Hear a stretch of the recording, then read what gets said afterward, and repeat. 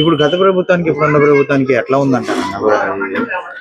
గత ప్రభుత్వానికి ఈ ప్రభుత్వానికి అసలు మనం ఏమాత్రం కూడా పోలిక అనేది లేదు. గత ప్రభుత్వంలో చంద్రబాబు నాయుడు గారు ఎన్నో హామీలు ఇచ్చాడు. ఆయన ఇచ్చిన హామీల్లో నెరవేర్చి అందరం చూస్తూనే ఉన్నాం.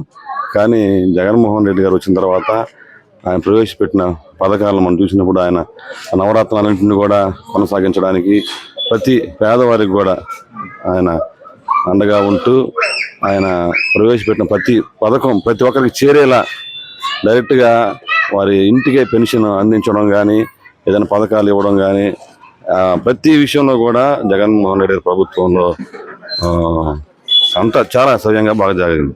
మరి చాలా మంది చూసుకుంటే అభివృద్ధి జరగలేదు. అభివృద్ధి అంటే అది నెగిటివ్ గా మాట్లాడేవారు, ఆ పచ్చకండ వేసుకున్న వాళ్ళు చెప్పే మాటలు అవి. అంతేగాని అభివృద్ధి అనేది జరిగిందని చెప్పడంలో మాత్రం సందేహం లేదు.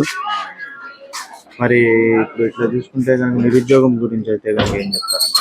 నిరుద్యోగం గురించి రాగానే చెప్పినట్టే ఆయన సచివాలయ వ్యవస్థను ఆయన ఏర్పాటు చేసి ఎంతో మంది నిరుద్యోగులు ఎంతో కాలం నుంచి ఉన్నటువంటి వారు కూడా సచివాలయ వ్యవస్థలో వారు ఉద్యోగులుగా చేరి వారి కుటుంబాలు సంతోషంగా ఉండడం చూస్తూనే ఉన్నాం కదా. కరోనా టైంలో ప్రభుత్వం చాలా చక్కగా సాయం అందించింది. అదే కానీ ఈ ప్రభుత్వం లేకపోతే ఎన్నో మరణాలు, ఇంకా రాష్ట్రం కూడా ఆ కరోనా టైంలో కూడా ఆయన చెప్పిన మాటని ఎక్కడ కూడా తప్పుకోకుండా నెరవేరుస్తూ రాష్ట్రాన్ని ప్రగతి పదంలో ముందుకు తీసుకొని రావడంలో జగన్మోహన్ రెడ్డి గారు ఎంతో కృషి చేశారు. మరి కావలిలో అభివృద్ధి జరిగిందంటే కనుక ఏమని చెప్పగలరు? అభివృద్ధి అంటే మనకు కనబడుతుంది కదా, ఏదో ఒక రెండు రోడ్లు అవి వేయలేదని మన కావలి ఎమ్మెల్యే గారు కూడా దాని గురించి ఆయన సమాధానం ఇవ్వడం జరిగింది. అదే కాంట్రాక్టర్లు తీసుకొని వారి లోపం వల్ల అది కొంచెం ఆగింది. తర్వాత కూడా ప్రతాప్ రెడ్డి గారు దాన్ని పరిశీలి చేసి దాన్ని వేయించడానికి కూడా దానికి ఇది వరకు అకమలకంట రోడ్లో వాహనాలు పోవడానికి కూడా లేనప్పుడు ఆ గ్రావెల్ ఇతర నుంచి ఆయన ముందుకు తీసుకుని వెళ్ళాడు. ఒకటే కానీ మిగతా విషయాల్లో ఎక్కడ కూడా అభివృద్ధి జరగలేదు అనేదానికి ఎక్కడ తావలేదు. మరి ఈసారి కృష్ణారెడ్డి గారు కానీ ప్రతాప్ రెడ్డి గారు కానీ ఇద్దరు కలిస్తే ఇప్పుడు ఆయన ఫస్ట్ టైం వస్తున్నారు, ఇతనేమో హ్యాట్రిక్ కొట్టబోతున్నారు, ఎట్లా ఉండబోతున్నారు? కృష్ణారెడ్డి గారి మీద జనాలకి నమ్మకం లేదండి. ఎందుకంటే ఆయన గురించి అందరికీ తెలుసు. కాకపోతే ప్రతాప్ రెడ్డి గారు ఆయన వ్యక్తిత్వంగా కానీ అలాగే మనుషుల్లో ఆయన కలిసి తిరగడం కానీ ప్రతాప్ రెడ్డి గారిని మించిన స్థాయి అయితే కృష్ణారెడ్డి గారికి లేదని చెప్పి నేను మరి ఇప్పుడు ఇద్దరు ఎంపీలు కలిసి ఇప్పుడు ఫస్ట్ టైం పోటీ చేస్తున్నారు ఇక్కడ. వాళ్ళిద్దరికి ఇప్పుడు జనాలకు తెలుసండి. ఇప్పుడు వేమిరెడ్డి ప్రభాకర్ రెడ్డి గారు అనే ఆ వ్యక్తి ఎవరికి తెలియదు. ఆయన అందరికి తెలిసాడు అంటే అది ఎలాగ తెలిసాడు అనేది అందరికి తెలుసు. అది జగన్మోహన్ రెడ్డి గారు అతనికి ఇచ్చిన పదవుల్ని అలాగే ఆ జగన్మోహన్ రెడ్డి గారి ద్వారా వైసీపీ పార్టీ ద్వారానే ప్రజలకు తెలియగలిగాడు. కానీ యాక్చువల్గా వ్యక్తిగతంగా ఆయన అంటే ఎవరో తెలియదు. అన్ని పదవులు ఇచ్చినా ఆయన ఆ చివరి సమయంలో అలాగే పార్టీని అలాగా వీడిపోవడం అనేది ప్రజలకు తెలుసు. ఆయన ఏదో లోపాయికారి ఒప్పందాలతోటి ఆయన పార్టీని వీడాడు కాబట్టి ఆయనకి ఓటు ద్వారానే ప్రజలు బుద్ధి చెప్తారు. మరి జగన్మోహన్ రెడ్డి గారు అయితే ఎన్ని సీట్లతో గెలుస్తారు అనుకుంటారు? అంటున్నారు కదా 175 అని. చూద్దాం రీచ్ అవుతాడేమో. సాధ్యమే. ఎలా సాధ్యం అంటే ఆయన చేసిన పనే. మీ ఇంట్లో ఏదైనా మంచి జరుగుంటేనే నాకు ఓటేయమంటున్నాడు. అదొకటే. ప్రతి గృహంలో మంచి జరిగింది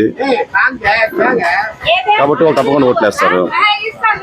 మరి ప్రతాప్ రెడ్డి గారు అయితే ఎంతమంది 30,000 మెజార్టీతో కలుస్తారు. విజయసాయి రెడ్డి గారు అంతే వస్తుంది. క్రాస్ ఓటింగ్ అనేది ఏం జరగదు. మన ఎమ్మెల్యే గారికి ఎంత మెజార్టీ వస్తుందో విజయసాయి రెడ్డి గారికి కూడా ఈ నియోజకవర్గంలో అంత మెజార్టీ వస్తుంది. మాకు 3 సహాయాలు అందాయండి. ఒకటి మాకు మా వారికి పింఛన్ వచ్చింది. మళ్ళా నాకు చేయూత ఇచ్చినారు. ఇప్పుడు మరి ఇక్కడ ఎట్లా ఉందంటారు పరిస్థితి? మీకు ఏమైనా సమస్యలు కానీ ఏమైనా ఉన్నాయి అంటారా? ఇంకా అసలు ఎట్లా ఉంటే బాగుంటుంది అని అనుకుంటున్నారు? సమస్యలు ఆయన పాలన అయితే బాగుంది. కానీ చేసేవాళ్ళు సవ్యంగా చేస్తే బాగుంటది, ఇంకా బాగుంటుంది. చేసేవాళ్ళు ఇక్కడ అమలు పరిచే వాళ్ళు సరైన వాళ్ళు. అక్కడ ఆయన పాలన బాగానే ఉంది. ఇక్కడ అమలు పరిచే వాళ్ళు కావాలి కదా, సరైన నాయకులు కావాలి. సరైన నాయకులుగా మనకి నిలబడి అన్ని మనకు చేయగలిగితే ఎవరికి వాళ్ళ పలానా వాళ్ళకి సహాయం అందుతుందా లేదన్నా మేము మాకు ఎవరిని అనుకుంటున్నారు మీరు అట్లా? మేము ఎవరిని ఫలానా అనేం లేదు. ఆయన పాలన ఉన్నాం కాబట్టి ఆయన పాలనలో ఉన్నాం కాబట్టి ఆయన చూసుకుంటే సరిపోతుంది. ఆ. ఇంకొకసారి తప్పు జరగకుండా చూసుకుంటే సరిపోతుంది. మరి ఈ ప్రభుత్వం అందిన సంక్షేమ పథకాల్లో ఎలా ఉన్నాయి? అన్ని బాగున్నాయి, అన్ని బాగున్నాయి. ఏ సంక్షేమ పథకాలు మరి టీడీపీ గవర్నమెంట్ కూడా ఇస్తానని అంటున్నారు కదా, ఈసారి ఎట్లా? ముందు వీళ్ళు ఇచ్చారు కదా, ముందు ఇచ్చారు కదా, అంతకు ముందు చేసిన వాళ్ళుగా లేరు కదా మనకి. మరి ఈసారి ముగ్గురు కలిసేసి వస్తున్నారు, పవన్ కళ్యాణ్, బీజేపీ, టీడీపీ ముగ్గురు కలిసేసి ఒకరు కలిసి చేయలేదు, ఇప్పుడు ముగ్గురు కలిసి చేస్తారంటే మనం నమ్మాలి కదా. వస్తున్నారని కూడా అంటున్నారు కదా. చేయనియండి, ఒకవేళ గెలిచినప్పుడు ఎవరు చేస్తే దాన్ని బట్టి కదా, వాళ్ళని కూడా చూస్తారేమో వీళ్ళని చూస్తారేమో తెలియదు కదా మనకి. అది. మరి ఈసారి ప్రతాప్ రెడ్డి గారు ఎట్లా చేస్తున్నారు? జనాల్లోకి వస్తున్నారు, మీ దగ్గరకు వచ్చారా ప్రతాప్ రెడ్డి గారు? ఇంకా వచ్చి వెళ్ళారు. ఏమన్నారు మరి? ఈసారి హ్యాట్రిక్ కొట్టబోతున్నారా? మరి కొట్టేస్తున్నారా? కొడతారు. 2 సార్లు కొట్టినాడు, 3వసారి కొట్టకుండా ఉంటారా? మంచి ప్రభుత్వం ప్రజలు కాబట్టి. Please subscribe .news.